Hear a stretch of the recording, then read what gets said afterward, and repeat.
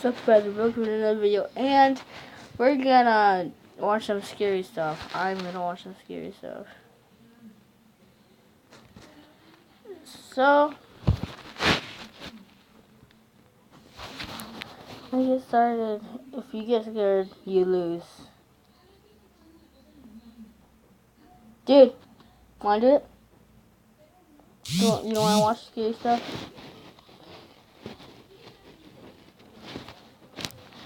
Oop. I wanna put it in here. No.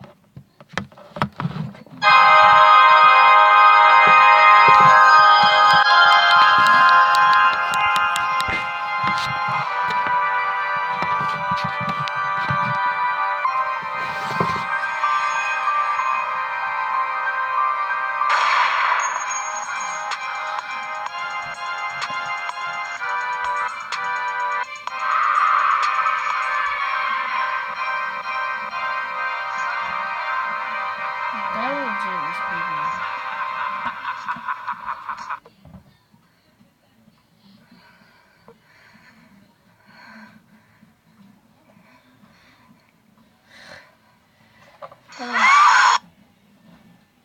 This might be a little scary. Jesus Christ.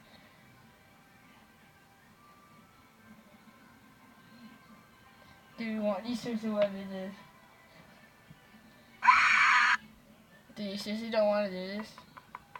Hey, come here. Just come here and text whatever you want. This is getting fucking scary.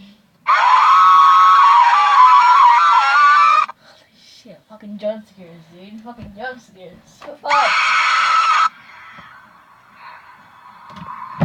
This is fucking scary. Watch this shit. Dude, watch it from here. You know, Kaden.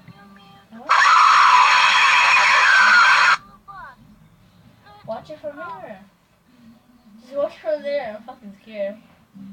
I'm still fucking watching, but I'm fucking scared. What?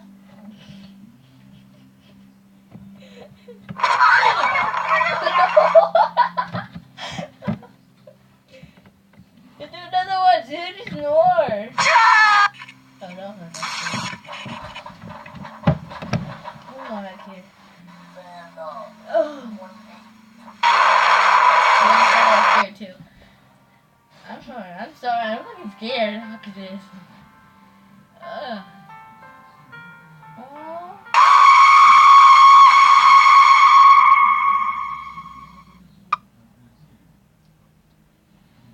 Oh, this guy's lonely. Dude, watch it with me. It's not scary that much. From here, it's not. Oh, that's how I feel like these movies. Fucking scared me.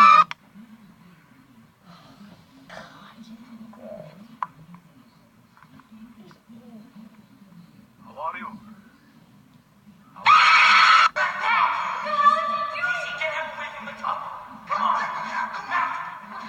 See what the hell is he doing? I don't fucking know.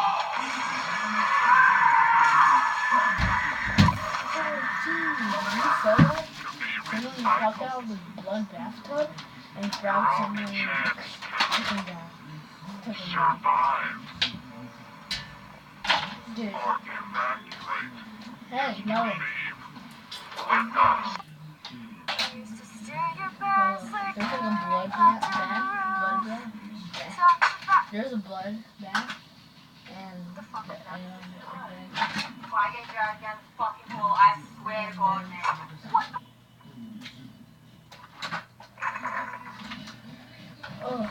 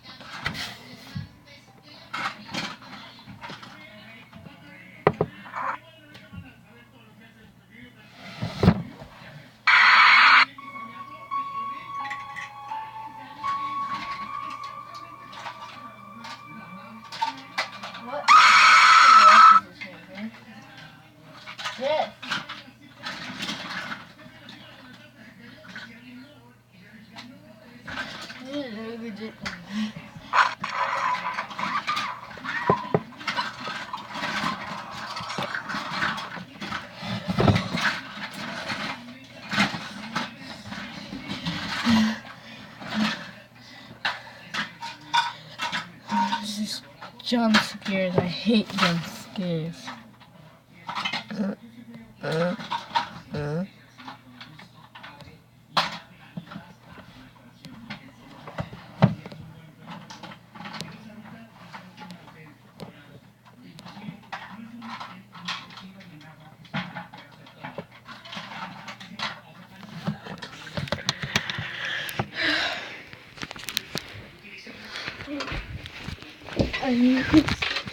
Instead, I want to do animation horror stories. Animation. Because that was jump scares. I was fucking scared. This is not fucking scary. Back in high school, I took a mysteries and mythology type class, or something like that. I don't remember the name of the class. It basically just had to do with real-life mysteries and creepy shit. I was into that kind of stuff. I was taking the class with a good friend, who I'll call Ben for the story. The teacher of the class took us on a field trip to a nearby abandoned village with an unknown past. The village was built in the early 1900s, but seems as though it had been quickly abandoned shortly after it was built. The bus ride there was about 20 minutes. All of us were glued to the bus windows as we pulled up some sketchy-looking, decrepit road cutting through dense forest. The road eventually led to a clearing. We were there. We stepped out onto the road, which had grass growing through the cracks. The grass surrounding was almost knee-high. Then there were the buildings. The tall, archaic brick buildings with the boarded-up windows all gave off such chilling vibes. The teacher lined all 20 of us up, counted heads, and then began leading the way. The point of this little field trip was to use the so-called skills we learned in class to see if we could put anything together about why the village may have been abandoned so long ago. Some of the buildings had holes in the walls to serve as entryways. There were even holes in the ground next to some of the buildings, seemingly dug to get into the basements of some of the buildings, which seemed creepy. There was one building, though. It stood taller than any of the others. It just intrigued me the most. While the teacher was leading the group towards the village church, Ben and I decided to sneak off on our own to look for anything interesting. When we walked off in the direction of the tallest building, we saw a hole in the ground. It was dug by the back door of the building, which had been sealed off. In the hole was a ladder, which led down to the concrete floor below. We both looked at each other and knew we had to do it. Ben climbed down first, then me. Luckily, this was just around the time Apple started putting flashlights on their phones, so we had a source of light. It was creepy down there. There were a couple of beer bottles, one graffiti tag on the wall, and dusty wooden planks everywhere. There was a wooden stairway which led up to complete darkness, since all windows and doors had been sealed shut from above. We had already gone as far as to enter the building, so we figured we'd go up the stairs too. I went first, and with each step, the creakiness of the 100-year-old wood made me feel as if I was going to fall through each and every step. Ben followed suit. This floor of the building was very tight. It seemed like there were many openings going off into different, smaller rooms. It was so dark in there, you would never even guess it was daytime. Ben and I were honestly starting to get creeped out in there, and agreed to go back outside. But just then, there was a noise in one of the tiny rooms, like a big rock hitting the concrete floor.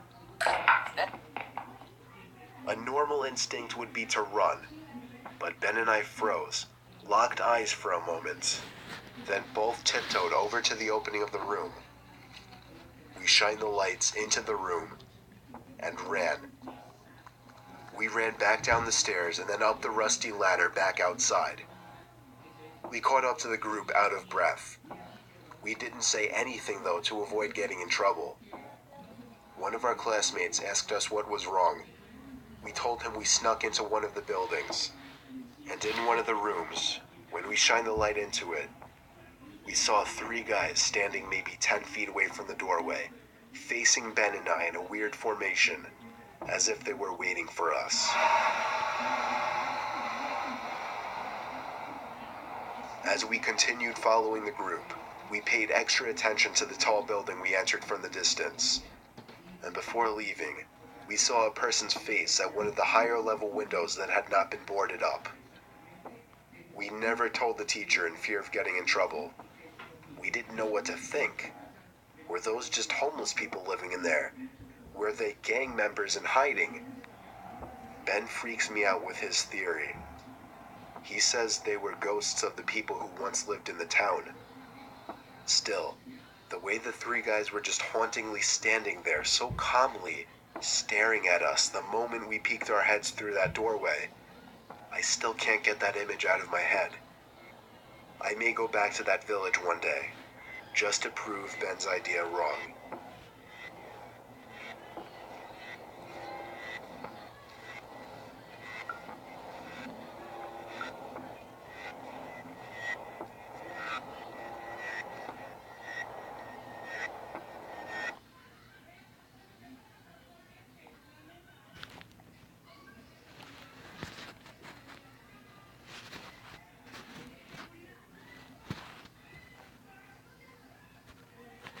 Well, thank you guys for watching.